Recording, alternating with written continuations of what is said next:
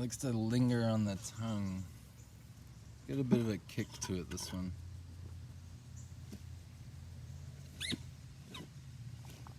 It's tiny but potent. Let's check it out.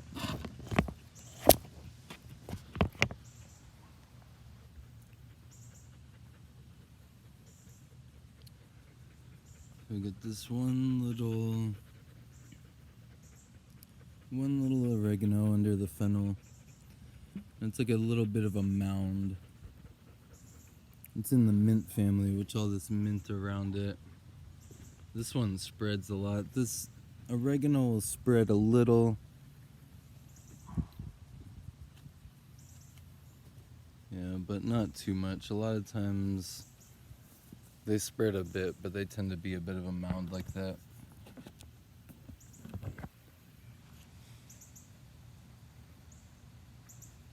Hold on.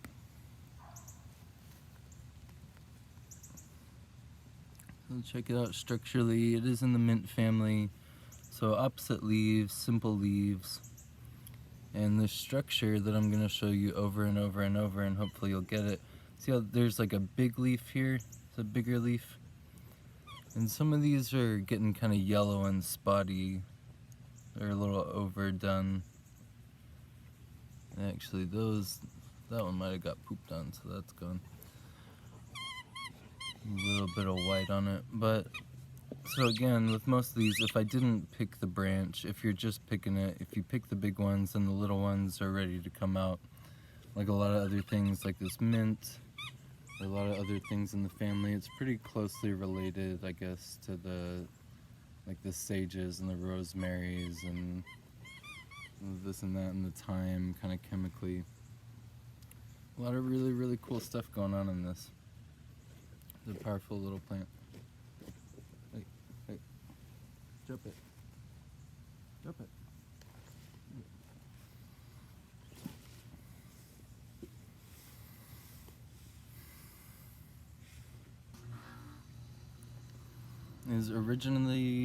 It's Mediterranean, right? We think of it like Italian, like you have a big bunch of gluten that you got gluten and tomatoes and you want to call it Italian, so you get oregano, right? Way more going on. It's got great taste, but a lot of those things that are tasting great are actually also really helpful, powerful, rocking things.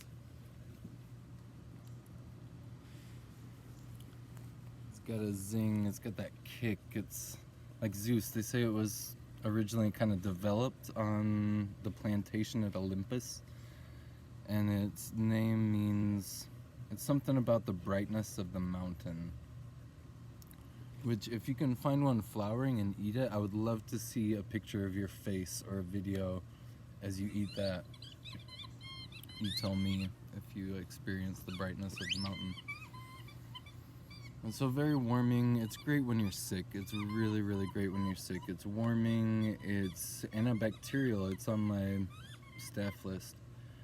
It's antibacterial, it's also antiviral.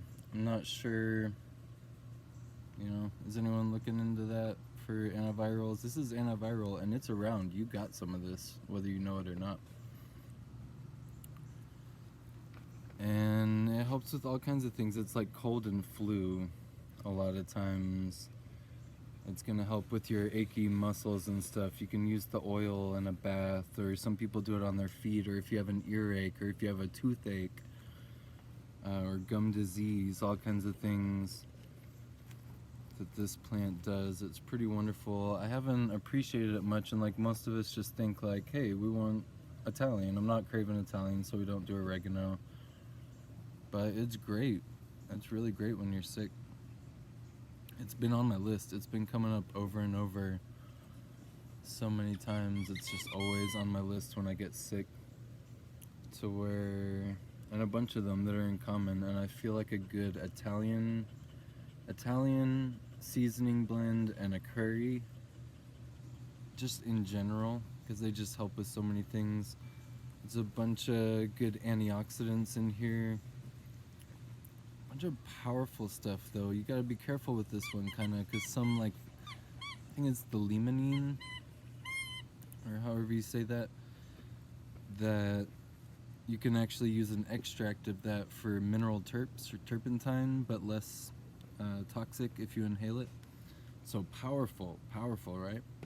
Like paint thinner, stripper, whatever. And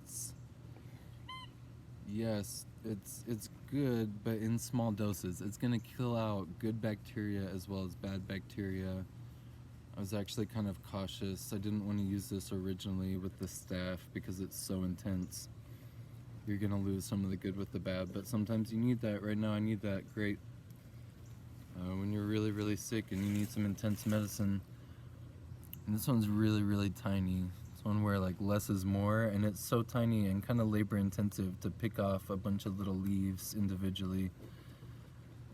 And so it's not always like that, but in this case that's great because that's all you need is just a little. And yeah, really, really helpful whenever you're sick sitting around. It's one that helps with a lot of symptoms. You know, it's warming, so if you're cold and achy, it can help with the aches, help warm you up. It can help digestion in small amounts to do with mineral absorption or nutrient absorption.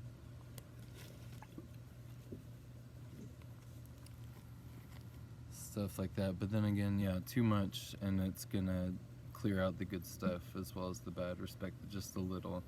You just want to pinch.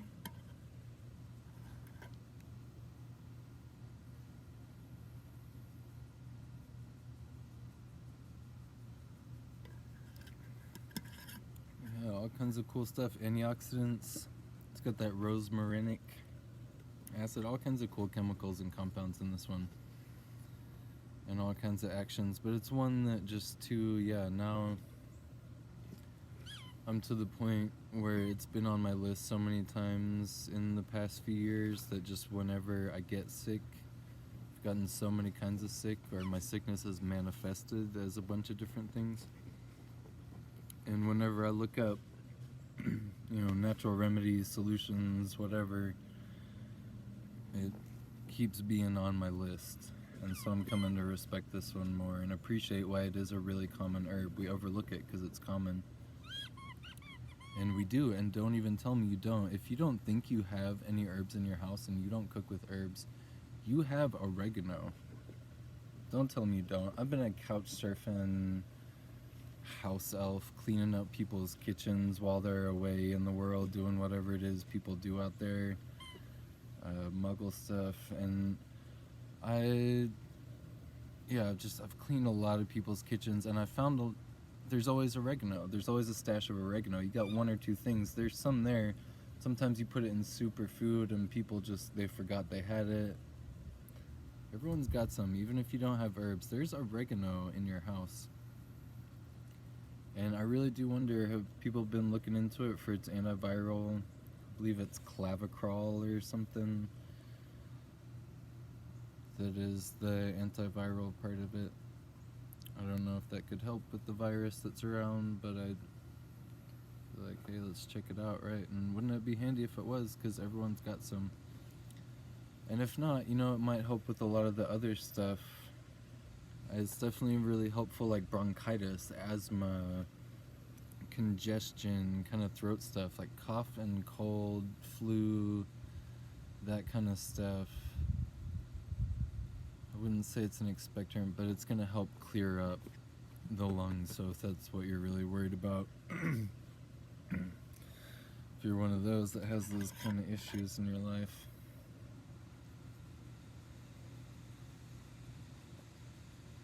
Or worried about this virus thing that's a respiratory thing, couldn't hurt to have some extras. And if you are sick, and anti-inflammatory, so that helps with about everything. And yeah, you can use it in all kinds of ways. That oil is really intense. Some people do it as a foot rub when they're sick. And even weird stuff, skin stuff, or if you have like ringworms, even like little acne or dandruff, canker sores, there's all kinds of things. There's all kinds of uses for this. All kinds of uses. But you can also absorb it pretty well through the soles of your feet. So some people do that when they get sick as well. I'll show off the plant some more. I wish I had one flowering. They're a real pretty flower. The bee balm, which a lot of people grow mostly for the flowers and for the bees, is actually a kind of a distant relative, but pretty chemically similar, kind of closely related on a chemical, what have you. And there's a few that are called oreganos, but they're not mints. There's some weird botanical gray areas there and overlaps here and there. There's quite a few different kinds. They grow pretty well in Oregon. They're growing pretty well here. They really like the heat. They really like hot and dry, which is pretty strange for something of the mint family. You can dig it up, like break up a clump and break that apart and get a little bit of root and spread it that way though, kind of like the regular mints as well. So that's pretty cool. Pretty awesome little plant. And yeah, I'm just gonna say it again, I really feel like this is a great one. Just, it's kind of one of my general, now when I'm getting sick, I feel like an Italian curry is a really good base, and just to have some around, and if all of a sudden you're getting sick, or just have it in your diet. That seems like maybe the best diet to have, because you live on curry, you don't really get sick, and there's so much good stuff in Italian. It's a really great blend. This is kind of the like star player or something, but there's a bunch of other good stuff in there too.